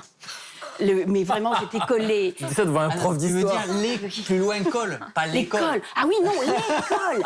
Les punitions à l'école. Les heures de colle. Oh, merci, heureusement que t'es là. L'école ne sert à rien. Les retenues, si vous voulez. Pourquoi? Parce que quand j'étais petite, pendant toute ma scolarité d'ailleurs, j'étais collée tous les jeudis, puisque c'était le jeudi à l'époque, et que pendant les heures de colle, je reprenais des heures de colle. À tel point que c'était devenu une institution chez moi, tout le monde s'en foutait, je me faisais même plus punir.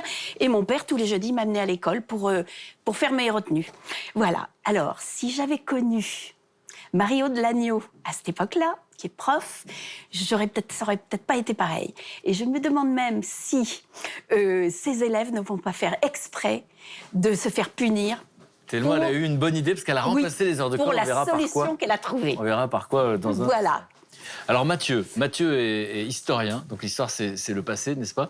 Mais il est aussi prospectiviste, parce qu'il s'intéresse au futur.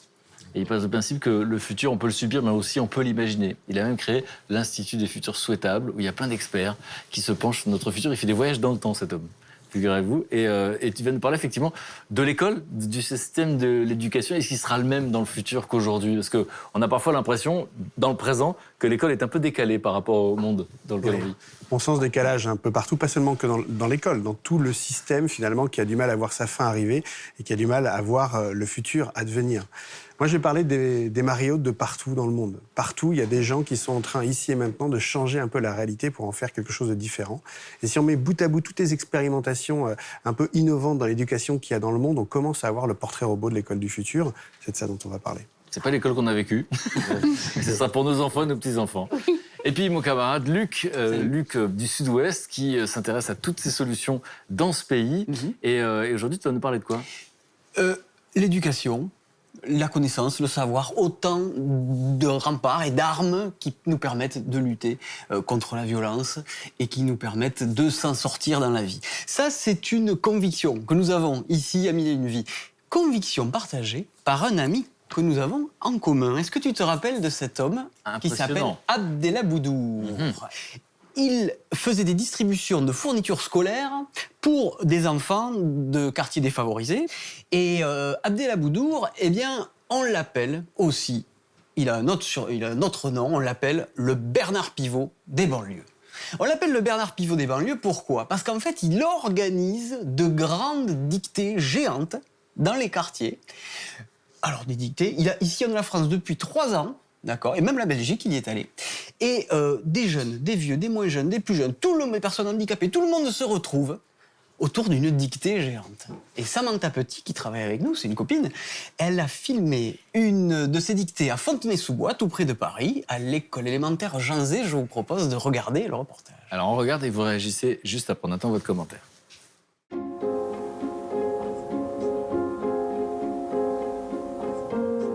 Les jeunes aujourd'hui sont déconnectés, ils ont trop de divertissement. Il est nécessaire de sensibiliser les jeunes à la littérature française. Et c'est pour ça qu'on organise des dictées géantes dans les quartiers de France.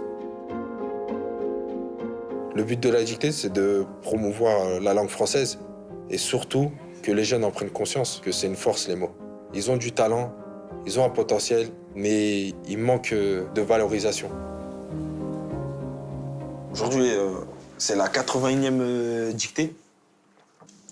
Juste là, avant de commencer, parce que c'est à 14h, là, on va installer les chaises, enchaîner les feuilles et les stylos, on peut le faire rapidement. Parce que là, il reste que 10 minutes. OK? C'est bon, on peut y aller. Let's go, les gars. Bon courage.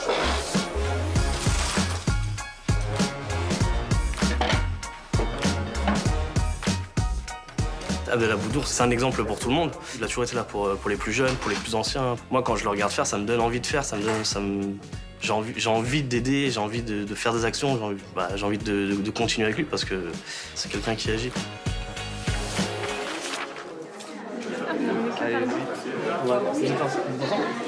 Non, d'accord, ok. On va juste attendre un petit peu. Ok, y a pas de souci. J'ai proposé aux adultes, que ce soit les parents, grands frères et les seniors, de participer à la dictée. D'une, pour qu'ils viennent en famille, avec les petits frères, les petites sœurs. Il y en a, ils viennent même avec leurs petits-fils. Ça permet de réunir plusieurs personnes de différentes générations, de différents milieux sociaux, différentes origines, même de religions. Et ils se retrouvent tous, ils sont assis à la table, ensemble, ils font la dictée. Il y a un mélange. Bonjour mesdames, pouvez-vous choisir l'étape que vous voulez? Il y en a sur la gauche aussi, il y en a devant. C'est devant. Bonjour. Cette dictée, je l'organise depuis 2013 avec l'écrivain Rachid Santaki. Il y a très peu d'écrivains dans nos quartiers, donc c'est pour ça aussi que je l'ai fait avec lui. Ceux pour qui la lecture irait trop vite, vous avez juste à lever la main et je répéterai autant de fois qu'il le faut, donc aucun souci. Est-ce que tout le monde va bien? Oui. Personne ne s'est évanoui? Non. Bon, ça va alors. Je vous souhaite une très bonne dictée. Merci. Pour moi, en tant qu'auteur, c'est quelque chose qui permet de banaliser, de désacraliser l'exercice de la dictée. Tu vois des gens qui sont peut-être réticents à l'orthographe, tu les soignes un petit peu. Donc moi, personnellement, non, c'est un vrai kiff, c'est un plaisir. Et je pense que quand tu fais quelque chose d'utile, en tout cas à la société et au public, forcément, ça te grandit. Derrière laquelle on apercevait les lames des schistes, virgule. J'ai essayé une fois une dictée sur 2 phrases. J'ai fait une quinzaine de fautes. Donc, c'est pas ça, du tout. Ouais, je préfère organiser. Galerie s'ouvrait, virgule. Plus loin, virgule. Un carrefour se présenta, virgule. Mais oui, je copie. Maintenant, Parce qu'il y a des mots que je ne sais virgule. pas trop. C'est pas des mots, c'est des conjugaisons. Maintenant, virgule, la galerie de roulage était boisée, virgule. Moi, j'ai arrêté l'école et je savais pas où je voulais aller. C'est dès maintenant qu'il faut les sensibiliser et pas attendre qu'ils décrochent plus tard. Moi, je dis c'est mon devoir. Je veux apporter ma pierre à la société française. Au trop de fantômes. Point. Un grand bravo, et si vous pouvez applaudir les plus jeunes notamment. La dictée n'était pas si difficile que ça. Je recommencerai encore et encore.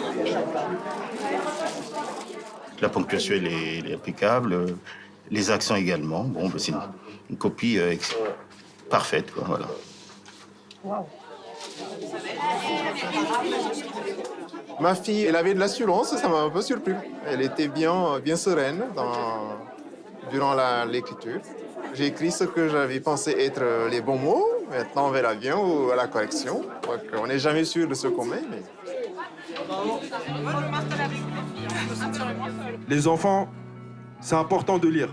Aujourd'hui, peut-être vous êtes jeunes, vous êtes plus dans le loisir et dans le divertissement. Je dis pas que vous négligez l'école, mais vous verrez plus tard, plus vous allez lire, plus vous allez connaître les mots, le vocabulaire, et plus votre esprit sera assez ouvert. On va applaudir très très fort Brian. Tu nous rejoins, t'as gagné Brian? On applaudit. Je suis content parce que j'ai gagné le concours alors qu'au début je voulais pas venir. Je savais que j'allais gagner. Parce que je suis appliquée. La plus belle récompense, c'est que les gens se retrouvent dans mes actions. J'ai conscience que j'inspire les jeunes à travers mon engagement, mais c'est eux aussi qui me donnent beaucoup de force parce que je vois comment ils sont investis et qu'ils sont sérieux surtout. Je suis content, c'est ça ma fierté.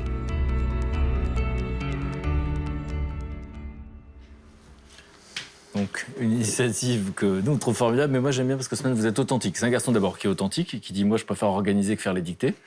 Et donc, vous, votre sensation, c'est quoi? C'est pas en faisant des dictées dans des cités, ça va changer un truc. Moi, personnellement, quand j'étais en galère, je vais faire quoi une dictée? Ça a changé ma vie. Je sais pas. Après, la démarche est bonne, hein, le regroupement de personnes, tout ça, etc. Ouais, ça peut être bien parce que tout le monde se rencontre, tout le monde se retrouve. Il y a des enfants, il y a des adultes, je trouve ça formidable. Ouais, non mais ouais. Je dis pas le contraire, c'est formidable, il y a du monde, ça échange, ça rigole, on rencontre des personnes différentes. Mais, je sais pas. Il y a tellement de problèmes que du coup, ça paraît dérisoire. Il y a tellement de problèmes que se retrouver à 200 personnes faire une dictée, à la fin, il y a des fautes d'orthographe, certes. Mais il y a des gens, ils n'ont pas de couverture. En fait, vous avez connu le manque... Non, mais vous avez connu une situation terrible où vous n'étiez pas en mesure ni de manger, ni d'avoir un toit sur la tête. Donc finalement, ça vous paraît plus urgent que d'apprendre à lire. Au fond, votre point de vue, c'est ça et ça se comprend. Enfin, ouais, ça se comprend. Ouais. Non, mais bon, après, je suis pas vraiment rattaché sur le gros problème. Il y en a qui dorment dehors, il y en a qui meurent de faim. Mais moi, je trouve vraiment qu'il y a des choses plus importantes. Iman, quand vous voyez ça, qu'est-ce que ça vous inspire? Quand vous voyez l'action de cet homme? Ça rassemble, il apporte sa pierre à l'édifice, il rassemble d'autant plus que les jeunes, de plus en plus, on textote, on envoie des petits textos, donc on oublie un peu la langue française. Alors, il y a d'autres problèmes. On dit que le savoir est le meilleur rempart contre la violence. C'est ça. Vous pensez à ça, vous? Oui, complètement. Après, il y a beaucoup de choses à faire, je pense, dans les banlieues, mais commençons par la dictée et puis creusons un peu plus le fond du problème. Ok. Valérie? Ce que je trouve beau et ce qui me fait penser aussi à Haussmann, c'est que il fédère du monde, pas autour de n'importe quel sujet, certainement un sujet qui a tellement de sens pour lui et très certainement à travers ce qu'il a vécu et la forme que ça a pris est issue de tout ce qu'il a pu vivre et je trouve chouette, il a pu aller jusque là. Et Haussmann aussi, à travers son histoire, il va créer sa forme à lui, en tout cas. En racontant son histoire, il veut inspirer. Vous voulez inspirer les autres parce que vous êtes obsédé par l'idée qu'il y a une leçon à tirer. Et donc, c'est une manière de dire il y a de l'espoir. C'est ça que vous nous racontez. Voilà, le tout, c'est de vouloir y croire et d'y aller à fond. Après, ça peut être dans une dictée ou dans une cité ou sur partout, mais en tout cas, il faut y aller. Luc, c'est un peu partout en France ? Oui, alors ça se passe un petit peu partout en France. Et, ce qui est intéressant, moi je suis pas complètement d'accord avec vous, ce qui est intéressant c'est que, à noter, l'Éducation nationale a fait une étude, elle a donné la même dictée à des élèves de CM2 en 1987, en 2007 et en 2015. Le même texte. D'accord. En 1987, ces élèves de CM2 ont fait en moyenne 10 fautes. En 2007, ces élèves ont fait 14 fautes et en 2015, ils en ont fait 18. Donc en presque 30 ans, on a presque doublé le nombre de fautes. Moi, je pense que connaître sa langue, c'est quand même un atout dans la vie. Ça, c'est mon point de vue. Ça n'engage que moi. Et je trouve que... Les fils d'instituteurs, hein, c'est normal. Ouais, voilà, je suis tombé dans la marmite. Je comprends. Voilà, non, moi, je pense que c'est quelque chose qui peut aider, en tout cas, peut-être les plus démunis, à s'en sortir et à accéder peut-être à d'autres diplômes et à voir plus loin. Et puis on a connaissance, moins on est manipulable. Moi, je pense. Alors, moi, je vous donne rendez-vous pour les prochaines dictées qui vont avoir lieu. Peut-être pas Haussmann. Si, il ira. Moi, je suis sûr qu'il ira. Alors, grosse dictée à Nantes en mars prochain, et puis à Saint-Denis, en Seine-Saint-Denis. Là, ils essayent de battre le record de participants, parce qu'il y a plusieurs centaines. Là, ils veulent 1200 participants. Donc, ça sera à Saint-Denis, en Seine-Saint-Denis, ça sera fin de mai prochain. Bon, on aura l'occasion d'en reparler. Alors, Brigitte, donc tout le monde a appris maintenant... La France entière a appris que tu étais collée quand tu étais petite. On t'a pas demandé pourquoi, tu as remarqué ? Je préfère pas le dire. Il y a des choses inavouables. Laisse-nous deviner, laisse-nous imaginer.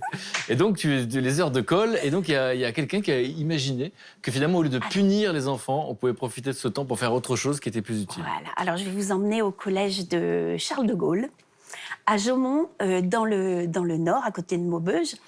Et Marie-Aude Lagneau, c'est pas vieux, hein, c'est depuis les vacances de la Toussaint, elle s'est dit, au lieu de leur donner une heure de colle, eh bien, elle leur donne une séance de méditation. Voilà. Et ça fonctionne super bien. Alors, le but, c'est d'aider les élèves les plus turbulents, les plus violents, et puis ceux qui sont fragiles aussi psychologiquement. Voilà, alors le collège leur a mis à disposition une salle. Et dans cette salle, vous voyez, il y a un petit panneau. Alors, tu peux lire le panneau. Méditation en cours, il y a écrit. Bonheur et bien-être en téléchargement. À ne pas déranger. Voilà. C'est les enfants qui ont fait l'affiche, j'imagine. C'est les enfants qui ont fait l'affiche. Normalement, il n'y a que les élèves punis qui doivent assister à ces séances de méditation. Mais pour ne pas les stigmatiser, elle accepte les autres. Alors, s'il y a des places, elle fait venir les enfants les plus fragiles, ceux qui veulent aussi venir se détendre. Alors, elle avait déjà eu une idée avant, c'est-à-dire que depuis il y a 2 ans, elle a commencé, elle avait une amie qui l'avait aidée à apprendre la méditation, qui s'appelle Aurore. Et donc, Aurore lui avait appris, elle lui avait donné l'idée d'en faire dans sa classe. Et tous les matins, en début de cours, elle donnait 5 à 10 minutes de méditation à ses élèves. Et bien, le résultat, c'est que les élèves étaient beaucoup plus détendus, beaucoup plus attentifs aussi. Et alors, ça dure 45 minutes, et pendant ces 45 minutes, elle leur apprend à prendre conscience d'eux-mêmes, à se canaliser surtout. Et ça marche, ils sont plus sages. Alors, on va voir quelles sont les conséquences. Donc, la méditation, notamment, je pense à Christophe André, qui est un grand psychiatre qui a écrit un livre sur la pleine conscience, parce qu'en fait, le principe de la méditation, vous savez ce que c'est ? Vous en avez déjà fait ou pas ? Non. C'est juste d'observer ses émotions sans jugement. Et donc, quand on observe la colère, eh ben, on n'est plus en colère. Quand on observe l'état dans lequel on est, en fait, il y a ce que les chercheurs appellent la diffusion, et on ressent moins la sensation. Et donc, du coup, quand on est traversé par des émotions toute la journée, on est traversé par des émotions, on s'en rend pas compte. Et le simple fait de se poser, et imaginer un peu comme dans un lac, ça décante un petit peu. Et donc, voilà, aujourd'hui, on est en train de découvrir dans les neurosciences l'efficacité d'une pratique qui vient de 3000 ans, mais qui est devenu laïque. Hein. Au début, c'est inspiré du bouddhisme. Et donc, on le fait dans des écoles. Et pour moi, c'est un très, très grand progrès. Votre sensation? Très largement. Combien de personnes on voit arriver en psychothérapie complètement coupées de leur corps, coupées de leurs sensations et de leurs émotions, ce qui fait que c'est une chance absolument formidable qui est donnée aux enfants de pouvoir grandir sur des bases sensorielles qui vont leur donner plein de réponses dans la vie, qui vont les guider et qui vont leur permettre de développer leur intuition. C'est de l'or, en fait, qui est offert aux enfants à ce moment-là.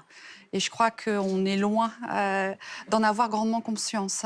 Et ce que je voulais vous dire, elle a eu l'idée de faire ceci parce qu'elle avait une citation du Dalai Lama qui disait que si la méditation était enseignée aux enfants de 8 ans, de tous les enfants de 8 ans sur Terre, eh bien, il n'y aurait plus de violence. Une génération plus tard. Une génération plus tard. Et elle s'est dit, moi, mes élèves ont 14-15 ans, elle en a 14-15 ans, ben non, c'est pas trop tard. Elle veut vraiment apporter sa petite pierre pour les aider pour leur avenir. C'était ça son but. Bon. Vous encouragez ou pas, Haussmann? Ouais, moi, je dis ouais. Oui. Bon, je valide. C'est validé. Merci. Non, non, ça change déjà les heures de colle. Donc, une heure de colle, une heure de méditation, je préfère aller en méditation. Moi, vous auriez préféré, vous? Voilà. Non, mais je reconnais que moi, j'étais pas puni, mais j'ai découvert à 45 ans et j'ai regretté qu'on nous apprenne pas ça à l'école. Finalement, nos parents ne savaient pas que ça existait. De fait, on commence. Ben oui, on commence maintenant. Et je pense à Frédéric Lenoir, hein, qui est un philosophe, qui est en train de faire ça avec l'éducation nationale. Donc, ça commence à bouger. Le monde dans lequel on vit est un peu dingue, mais il y a plein de trucs à faire. Voilà la manière positive de voir les choses. Donc, il y a plein de gens qui font des choses. Et dernière petite chose, si je peux, je suis trop bavarde. Devant le succès, le proviseur lui a proposé de faire une formation de méditation. Voilà. Pour elle. Pour elle. Et pour les profs aussi, peut-être. Mais moi, je trouve ça formidable parce que tout le monde s'y met, quoi. Non, Voilà. c'est contagieux. Il y a peut-être d'autres professeurs, d'autres parents, d'élèves. Mais c'est ça, les enfants demandent aux profs d'anglais, ils ont demandé si on pouvait faire encore... Non, ça fonctionne. Non, et puis pour les parents, il y a un livre génial qui s'appelle La méditation de la grenouille. Et les petits, ils apprennent. Mais c'est là qu'elle a appris. Voilà.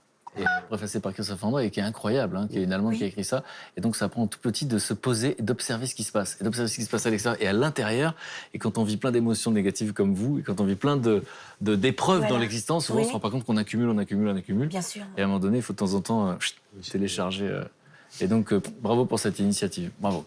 Alors, Mathieu l'historien, le prospectiviste. Donc, l'école aujourd'hui, à quel point, est-ce qu'on a mesuré aujourd'hui à quel point l'école dans laquelle on envoie nos enfants est déconnectée des métiers qu'ils vont exercer plus tard?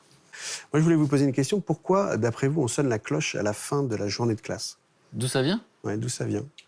Non, c'est pour signaler. J'ai pas d'autre idée pour signaler que c'est terminé. Oui. L'horaire, quoi. C'est comme la cloche de l'église. Non, c'est comme la cloche de l'usine.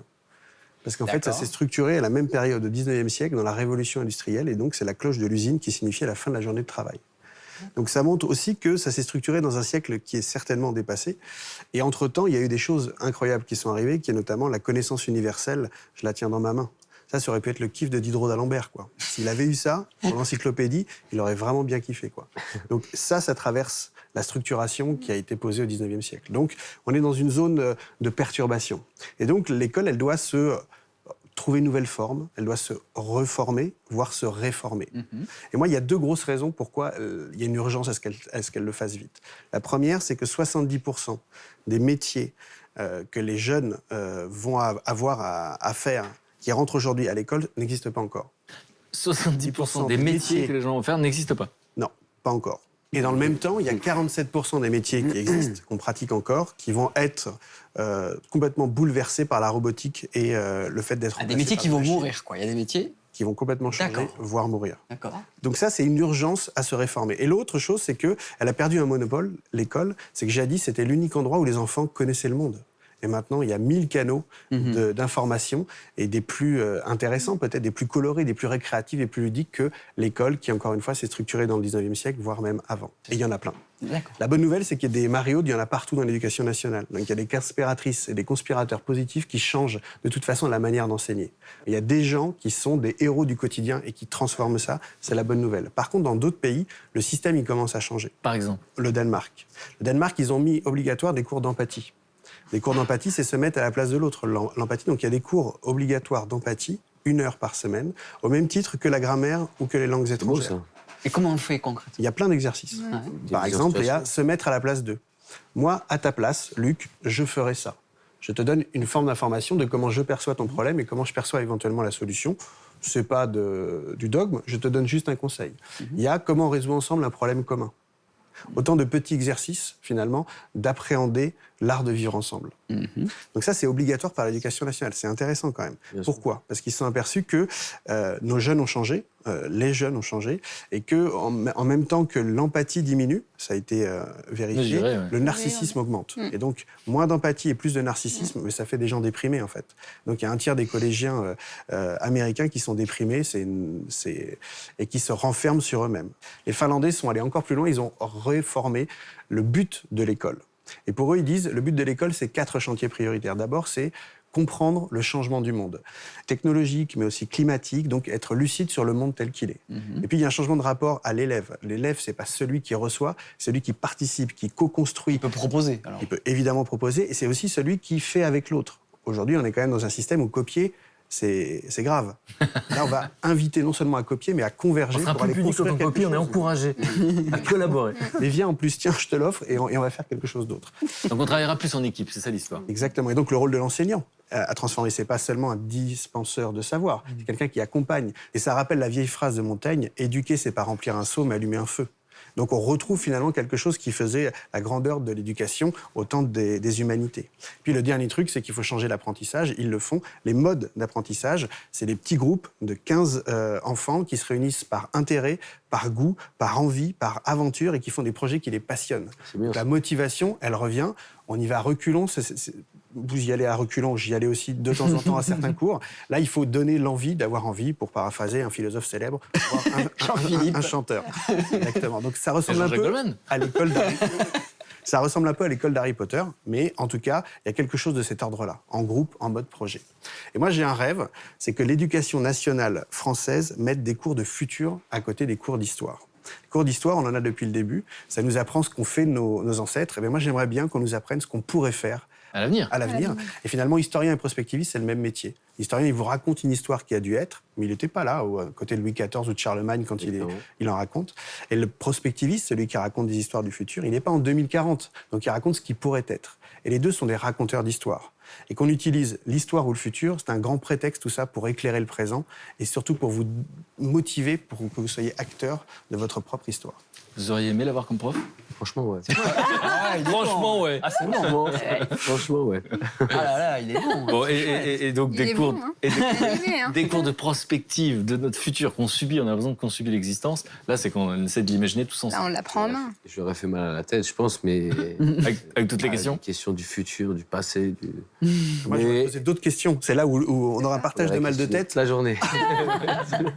Bon, merci les camarades. Franchement, merci beaucoup. Merci Valérie. Et puis, encore une fois, confession d'un acteur déchu. Bon, ça s'appelle un titre. Mais en tout cas, effectivement, ce garçon qui a 29 ans, avec beaucoup d'expérience sur cette planète et des expériences qu'il a décidé de transmettre. Et donc voilà, je ne serais pas étonné que ça devienne un film. Ce serait une sacrée ironie du sort, finalement. Merci sincèrement d'être venu. Merci Iman. Merci pour la confiance. Merci beaucoup. Merci à toi. Comment ça se passe ? Comment vous vous sentez ? Impeccable. Impeccable ? Ouais, franchement, je me sens bien. Bon, génial. Comme dit le poète, ne pas partager est une perte de temps. Alors merci de nous en avoir fait gagner. Merci à vous, on se retrouve très vite.